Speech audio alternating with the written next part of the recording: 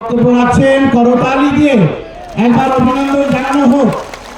हमारे हिंदुस्तान में दलित, आदिवासी और मुसलमान अल्पसंख्यकों को जो अधिकार दिया गया है संविधान में, उसी संविधान का उपकार जो था बाबा साहेब भीमराव अंबेडकर के उत्तराधिकार प्रकाश अंबेडकर जी आपके मंच पे है, उनको लेके वही लड़ाई आज का हिंदुस्तान करेगा, ये हम लोग वादा करते हैं। मैं आप सभी की माफी चाहूंगा, मगर मुझे आती नहीं है। मैं आपसे हिंदी में ही बात करूंगा।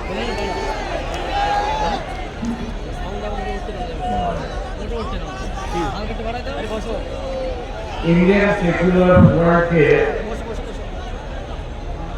चेयरमैन और एमएलए नौशाद सिद्दीकी जी, सम्मानित मंच, उपस्थित सभी भाइयों बहनों और प्रेस के पत्रकार, आज का जो दौर है, ये दौर मैं मान के चलता हूं कि एक चैलेंज का दौर,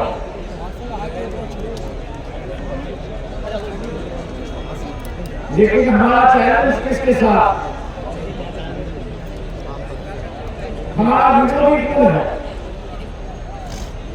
इसको हमें पहचानना चाहिए। आज मैं मान के चलता हूं कि हमारा विरोधी जो है बीजेपी दिखाई देता है, लेकिन असली विरोधी जो है वो आरएसएस है। ये आपको भूलना नहीं चाहिए।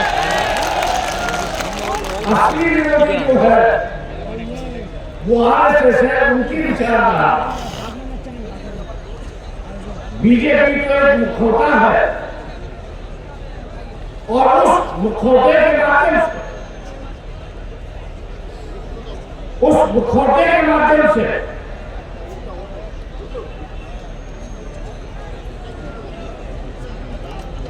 इस मुखौटे के माध्यम से राज्यों की और केंद्र की सरकारें अपने कब्जे में ईवीएम के माध्यम से ले रहा है।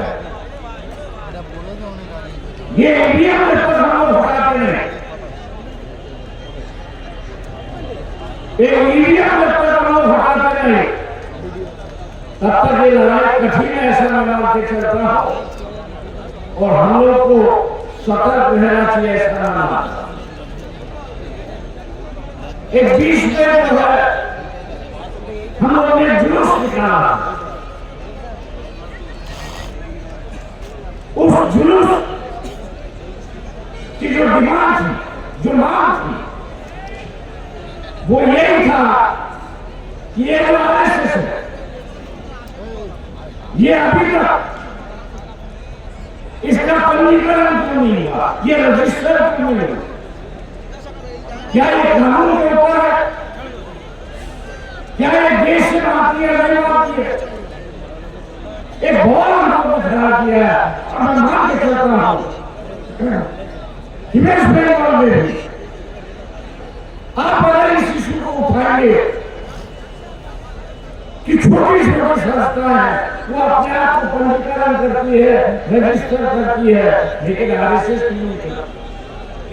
सवाल ये है कि ये अपने आप को बताना चाहते हैं कि आप संविधान के ऊपर, हम इस संविधान को नहीं मानते, और इसलिए उनका नाम है कि पूरी सत्ता कराई तो हम इस देश का संविधान बदलते रहेंगे। ये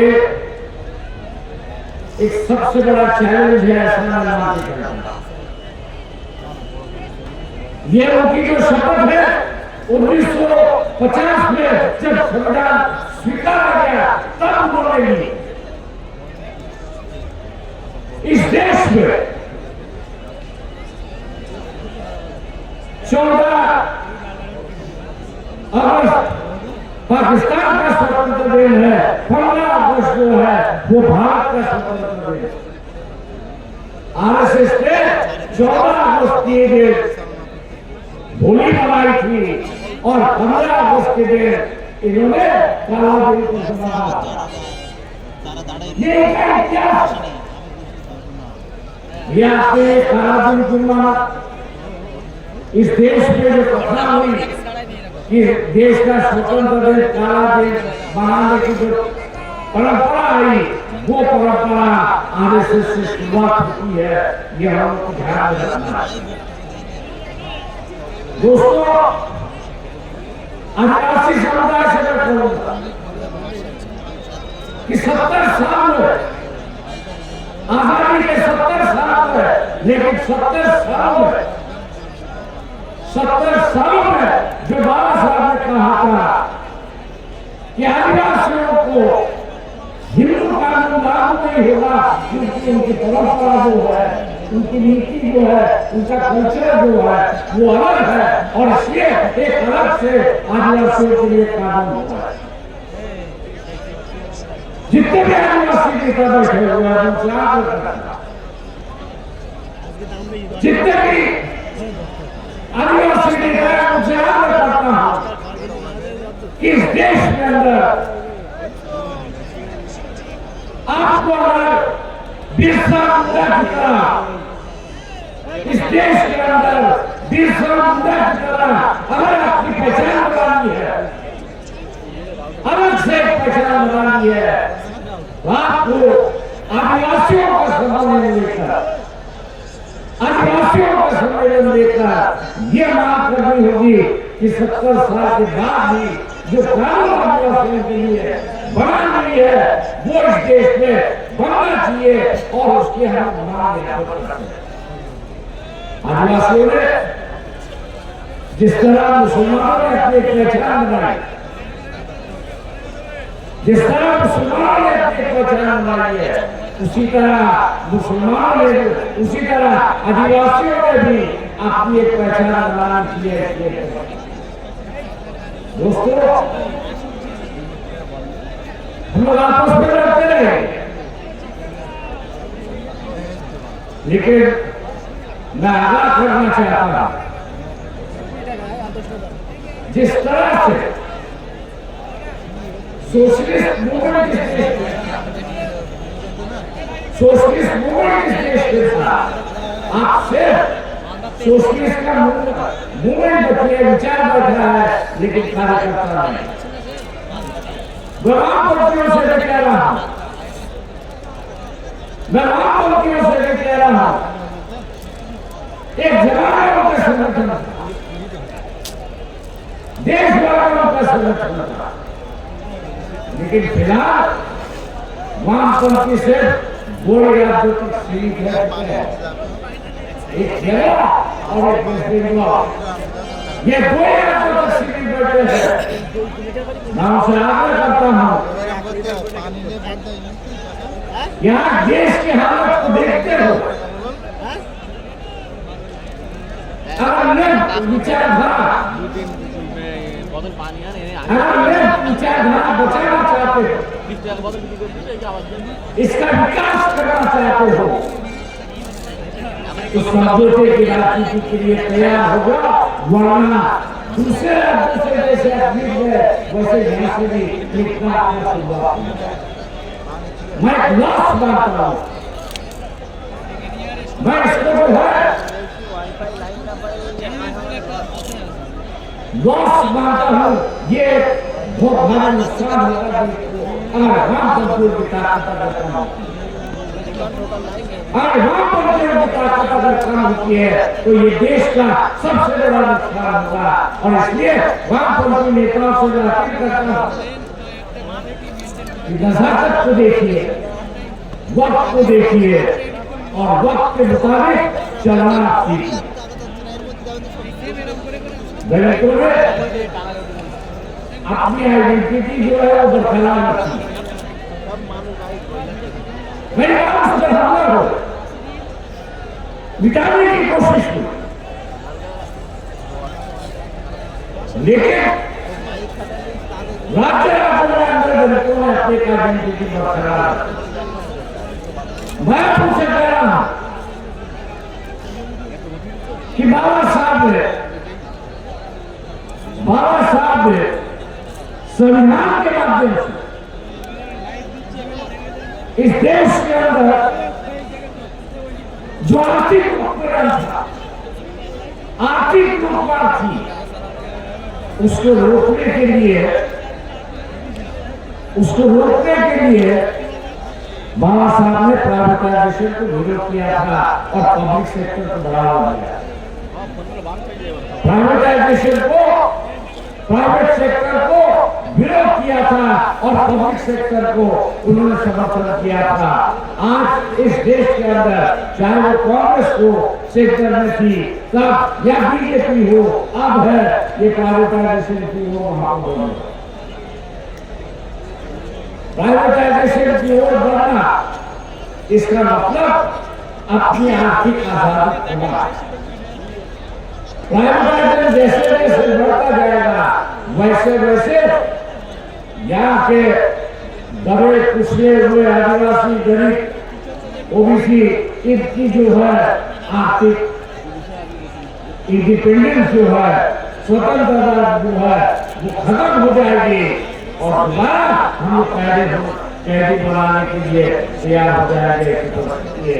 इसलिए लड़कों को सिखाया है या अपनी पहचान बनाए, जो बड़ी है उसको दोबारा मारिए, एक अलग से सम्मेलन कर लीजिए और उस सम्मेलन में कहिए कि हम प्राइवेटाइजेशन के खिलाफ है, क्योंकि प्राइवेटाइजेशन ने इस देश को ऐसे कतार पर खड़ा कर दिया, इस देश में ऐसे कतार यहाँ खड़ा किया है कि हम लोग 6 महीने के अंदर अर्थव्यवस्था जो है वो लड़खड़ाती दिखाई देगी।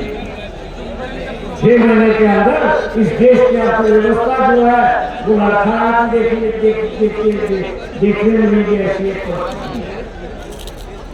मित्रों, आप पर काफी बड़ी जिम्मेदारी एसआरए के माध्यम से करीब 1.5 करोड़ वोटर जो है वो निकाले जाएंगे। 1.5 करोड़ वोटर जो है निकाला जाएगा और 1 करोड़ फर्जी वोटर उसमें ऐड किया जाएगा। ये साजिश, ये इलेक्शन कमीशन के माध्यम से इस साजिश को आपको रोकना होगा और इस साजिश को अगर आपको रोकना है तो जो एसएस के खिलाफ उसको बंद कराना होगा, उसको आपके विचार तय करने होंगे, बंद कराना होगा कि जिस दिन वोटिंग होगा उस दिन पूरी ताकत से हर एक लोग आरएसएस के खिलाफ जाएगा और जो गठबंधन से बड़ा होगा उसके साथ हम लोग रहेंगे। ये उम्मीद मैं आप लोगों से याद करता हूँ और उम्मीद करता हूँ कि नजदीक के चुनाव बंगाल की जनता से मैं उम्मीद करता हूँ कि ये पूरी स्टेट है, आप इस स्टेट को आरएसएस और बीजेपी का अड्डा होने से बचा दीजिए। आरएसएस और बीजेपी का वेस्ट बंगाल का अड्डा होने से बचा दीजिए, वरना ये क्या करेंगे पता नहीं। और इसलिए दोस्तों, परिस्थिति जो है बेकाबू होते जा रही है। देश की जिम्मेदारी राजनीतिक दलों पर है, मैं मान के चलता हूँ, लेकिन आपका साथ और सरकार जब तक मिलता है, आपका साथ और सरकार जब तक मिलता है, तब तक ये बेकाबू हुई परिस्थिति को हम लोग काबू नहीं कर सकते। हम मुसलमानों से ये कहूंगा कि ये जो संविधान है ये आगे बढ़ चलेगा। यहाँ मुसलमानों को सत्ता में जाने की इजाजत है और आपका धर्म निगरान की दिया इजाजत, कोई अपने नहीं। इसलिए मुसलमान अगर इकट्ठा होकर ये आरएसएस से पूछता है कि ये क्या क्या वजह है कि आप ये संविधान बनाते हो, आप इकट्ठा होकर मुसलमान अगर इकट्ठा होकर ये अगर पूछेगा आरएसएस से ये इस संविधान में क्या करोगे, ये बताओ, आप ये संविधान बनाना क्यों चाहते हो? आरएसएस को जवाब देना होगा कि मुख्य बदल रहा है।